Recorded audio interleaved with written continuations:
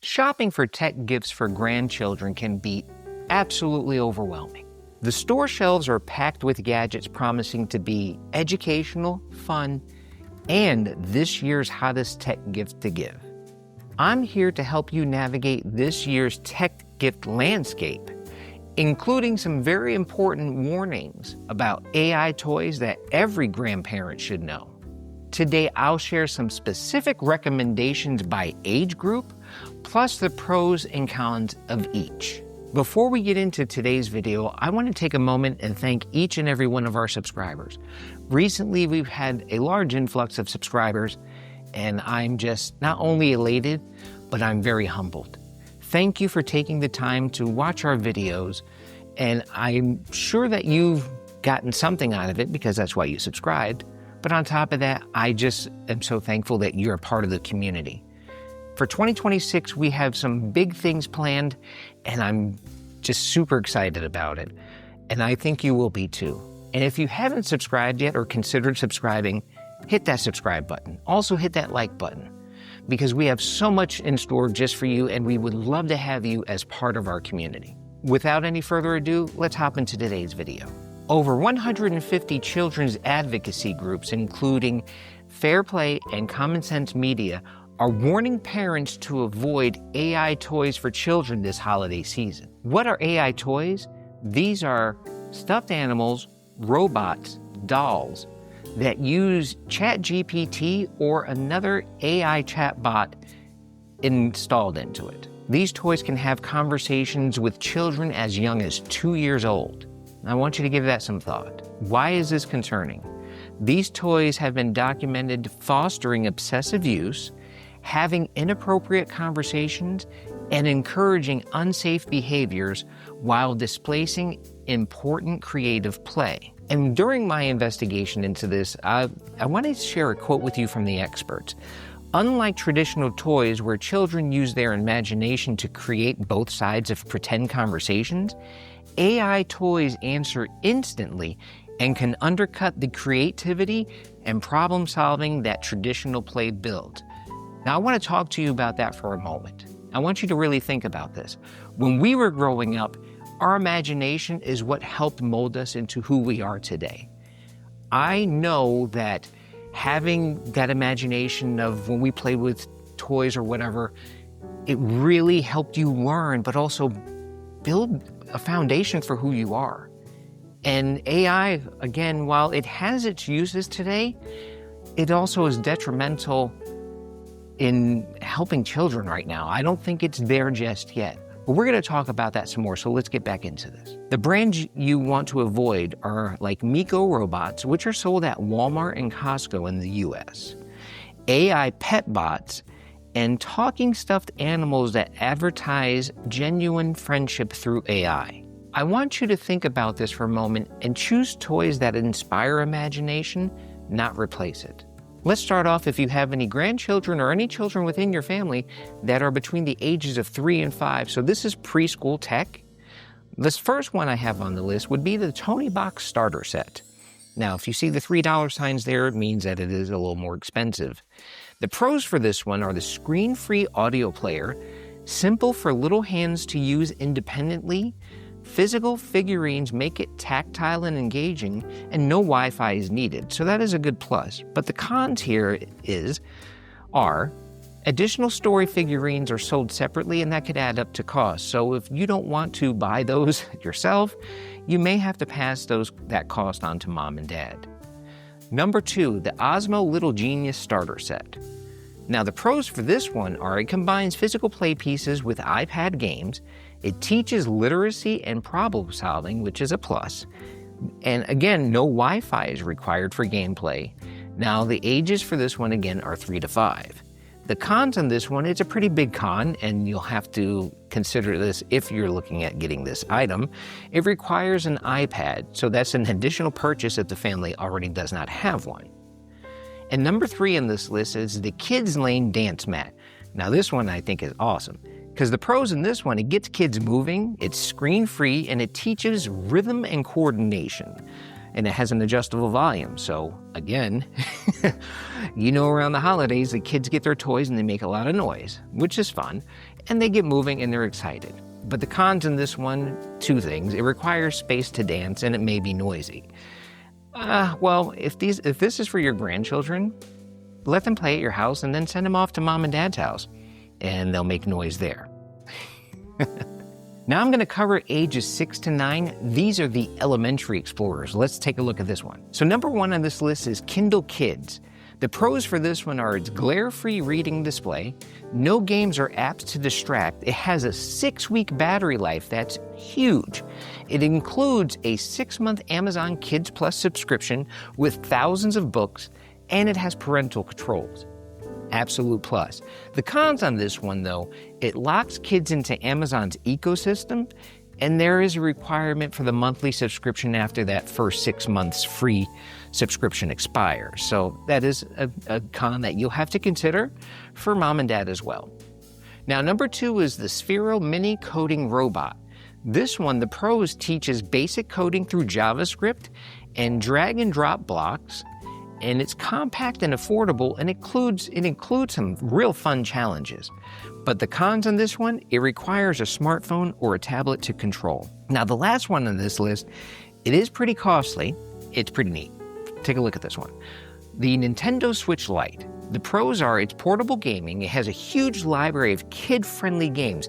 To me, this is important because some of these games are not kid-friendly. And we all know this, and we've seen it in the news. So this is a good plus for this one on the Nintendo Switch Lite. It has built-in parental controls, and no TV is required. So mom and dad, or even yourself, grandma and grandpa, don't have to sacrifice the TV or use of the TV so the kids can play a game.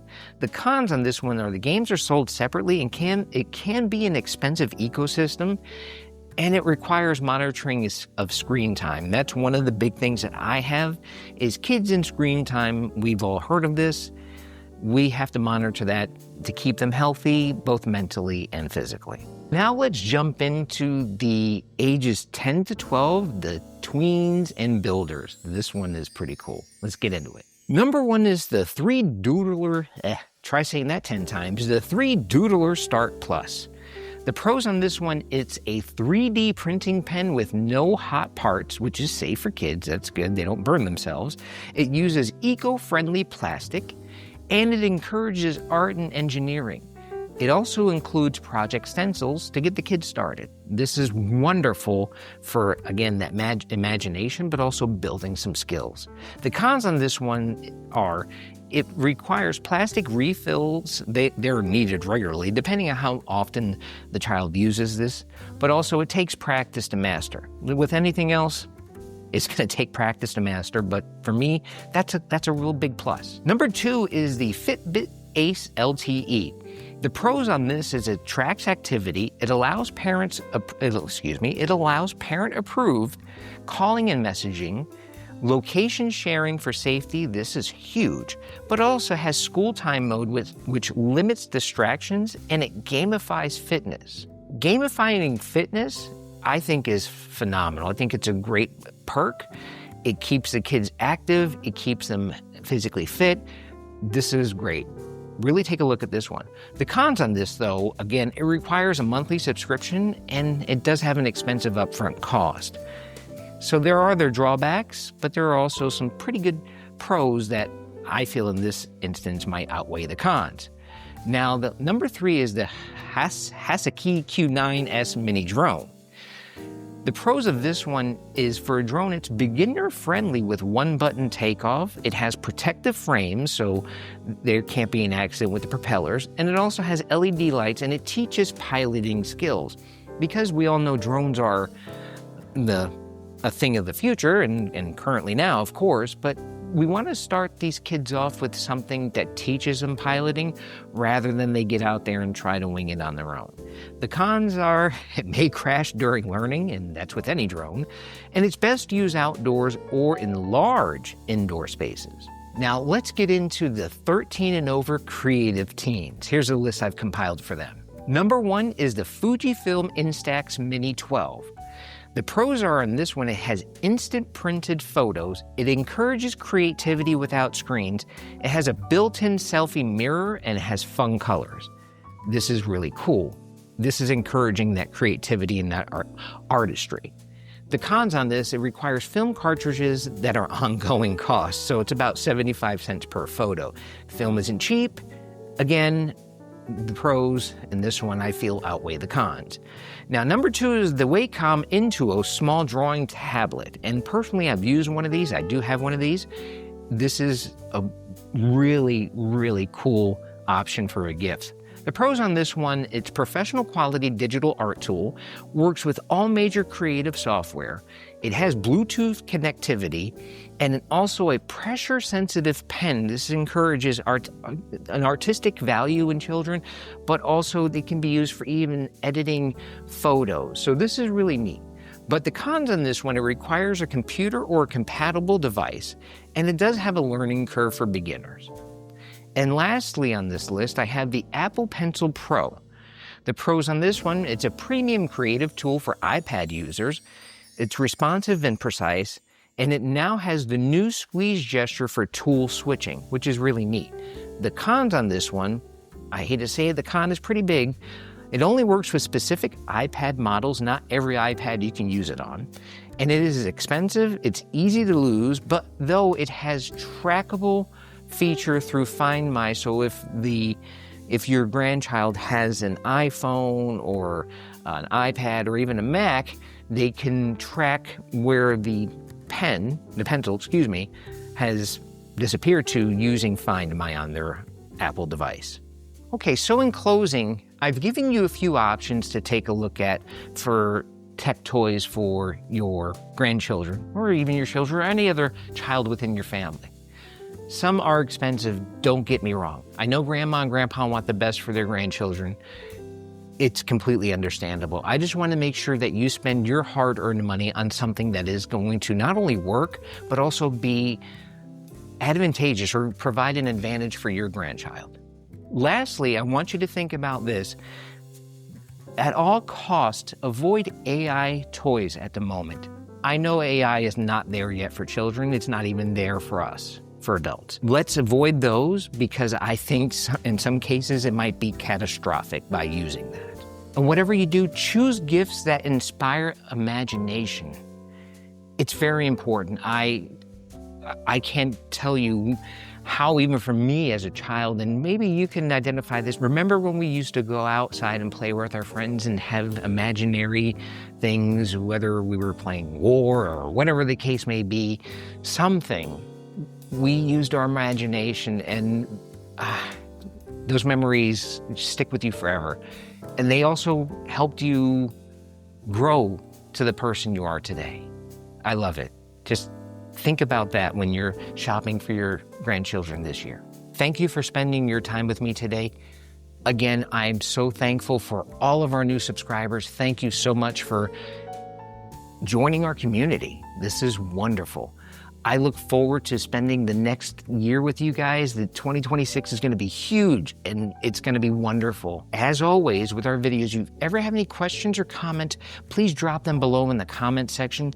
I read every single one of them, and I answer every single question because you are part of our community, and we're in this together. We got this. So listen, happy holidays to everyone. Stay safe out there, and we'll see you in the next one.